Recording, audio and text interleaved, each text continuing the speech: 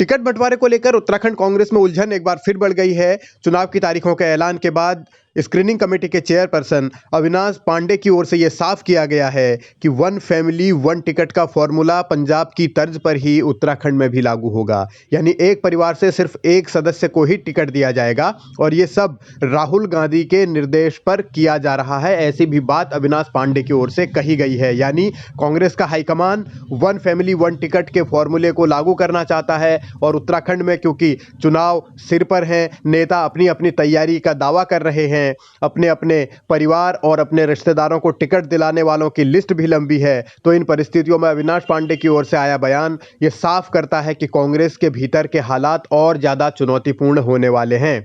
हालांकि अभी ये साफ नहीं कि आगे इस फॉर्मूले को किस हद तक और किस स्थिति तक लागू किया जाएगा, लेकिन फिलहाल संकेत तो यही है कि एक परिवार से अगर एक सदस्य को टिकट दिया गया तो बहुत सारे नेताओं की परेशानी बढ़ेगी, उनकी धड़कनें बढ़ेंगी, उन्होंने जो तैयारी की है या जो वादा किया है उस वादे पर भी पानी फिरेगा। लेकिन क्योंकि चुनाव है और चुनाव में हर कोई पार्टी आलाकमान का आदेश मानने का दावा करता है, तो अब ये चुनौती यह भी है कि कैसे इस परिस्थिति से बाहर निकला जाए। उम्मीद यही है कि पार्टी एकजुट रहेगी, लेकिन कैसे रहेगी इस पर सस्पेंस है। अविनाश पांडे ये भी दावा कर रहे हैं कि बीजेपी के कुछ सीनियर नेता भी उनके संपर्क में हैं जो बहुत जल्द पार्टी में आ जाएंगे। लेकिन यशपाल आर्य जिस तरीके से पहले आए, उनके विधायक बेटे भी आए, तो उनको दोनों को टिकट मिलेगा या नहीं मिलेगा, इस पर भी कांग्रेस की उलझन है। अगर इन दोनों को मिलता है तो फिर दूसरों को क्यों नहीं मिलेगा, ये भी एक चुनौती होगी।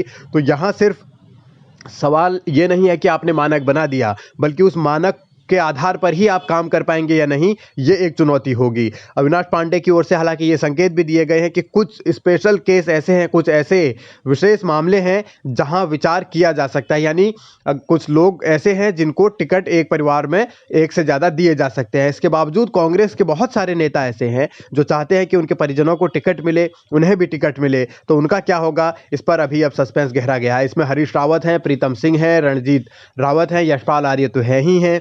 इसके अलावा भी कुछ नेता हैं जो इस दौड़ में बने हुए हैं कि उन्हें और उनके परिवार को टिकट मिले। लेकिन स्क्रीनिंग कमेटी अगर ये तय कर रही है कि एक परिवार से एक ही सदस्य को टिकट मिले, तो जब कांग्रेस की जो सेंट्रल इलेक्शन कमेटी है वहां जो लिस्ट जाएगी उसमें ऐसे ही छांट कर नाम जाएंगे, तो फिर जो नेता हैं वो अपने अपनों के लिए पैरोकारी कर रहे हैं, तो उनका क्या होगा। अभी कांग्रेस के भीतर की ये चुनौतियां हैं और इन चुनौतियों के साथ ही कांग्रेस कैसे लड़ेगी और कैसे जीतेगी, ये सस्पेंस बना है।